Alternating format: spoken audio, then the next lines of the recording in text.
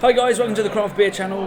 Today's the 31st of January, which means it's the end of dry January for you mental cakes, and the end of Trianuary for the normal people like me who decided not to make January any more bleak than it is. Trianuary was all about trying new things, and that's exactly what I've done. I've gone to 5 beautiful, bigger craft breweries to find the beers that no one really shouts about, no one really writes about, and people aren't drinking half as much of. So what follows are 5 beautiful beers from 5 beautiful breweries that you haven't tried before.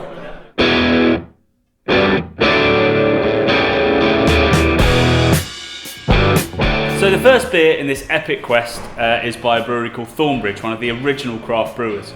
Their first brewer was Martin Dickey, who went on to found Brewdog, and he invented an amazing IPA called Jaipur. It's 5.9, it's great on cask, it's great on keg, and it's won awards all over the world.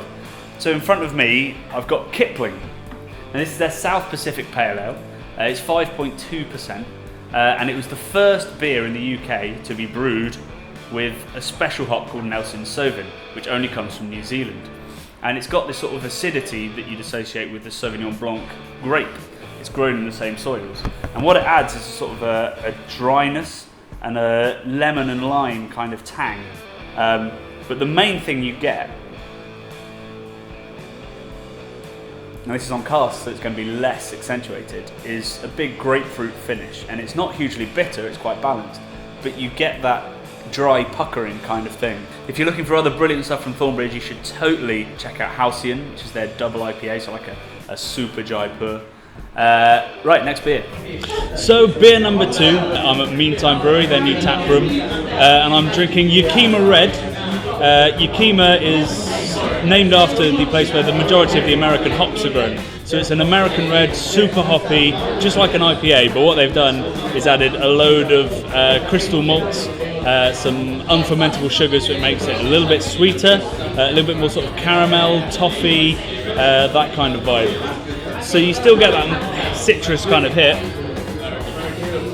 It's lemony, it's a little bit maybe pineapple-y, but on top of that you get some caramel notes, some toasted kind of, not stout, but definitely burnt toast kind of thing. And you get a much longer malt profile in your mouth.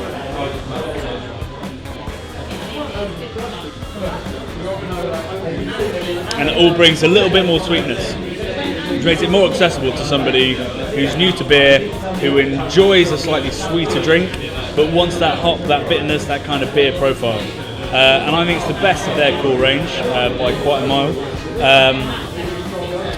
And in terms of their interpretations of American beers, right on the money. It's a really delicious beer. So beer number 3, I've come down to my second home, Camden, to have a pint of beer that no one really talks about when they talk about Camden, and that is Ink. So it's a stout, it's on nitro, which means it's smooth like a Whisper at Guinness, but it's got one really, really important thing that Guinness doesn't have, and that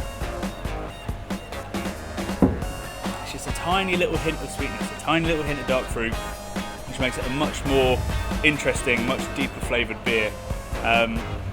You can't get it everywhere at the moment. They don't bottle it, they don't can it, but they are one of the few breweries in the UK at the moment that have a nitro stout on keg. So absolutely give that a go. It's part of Trianuary. Cheers. So for my penultimate beer, I've come down to a German beer hall in South London called Katzenjammer, and they've got a lovely selection of German lagers, German wheat beers, but what I've got here is Paulaner's Dunkel. So a Dunkel is still a lager, obviously it's German, but it's made with darker malts, more unfermentable sugars, which makes it sweeter, and also those malts are darker, they're roasted for longer, so you get a darker colour. And what you end up with is a crisp, light lager, but it's got this sort of roasty, toasty, like not burnt toast, but definitely browned toast kind of thing, with a little bit of dark fruit.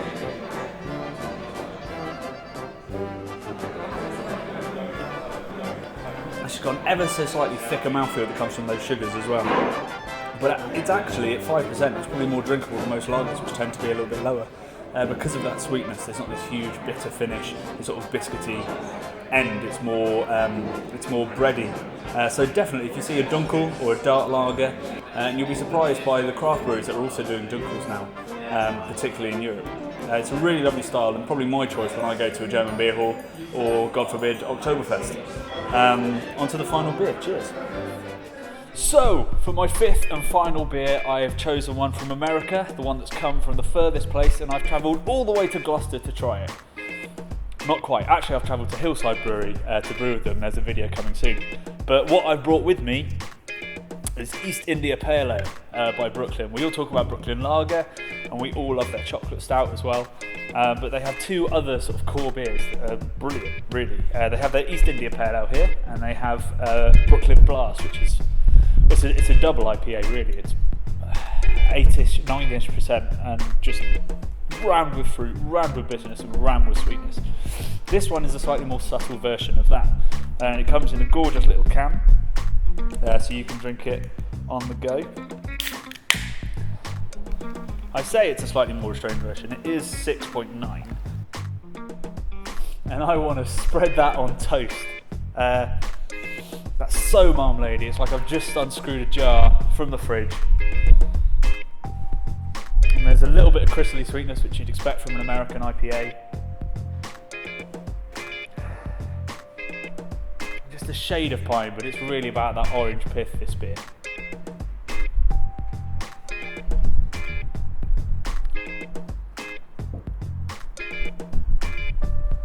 Yeah, so that bitterness comes in really, really early. Like you've just bitten into the pith in the marmalade, and it's also very it's very smooth in the mouthfeel, which actually contrasts nicely with the fact that it's actually very astringent bitterness.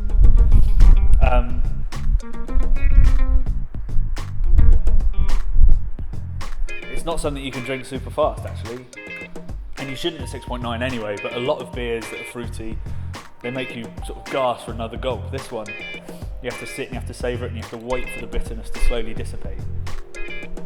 So yeah, thanks for taking part in Triannuary to everyone that has, everyone that's commented, that's suggested new beers to us, new breweries to us. To definitely get involved in Triannuary next January. We certainly will, because I've learned a lot about breweries that I thought I knew really well.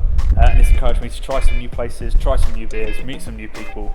And it's a much, much better way to spend January than having a Coke or a lemonade in a pub with your friends to have fun. So till next January, friends, keep drinking responsibly-ish.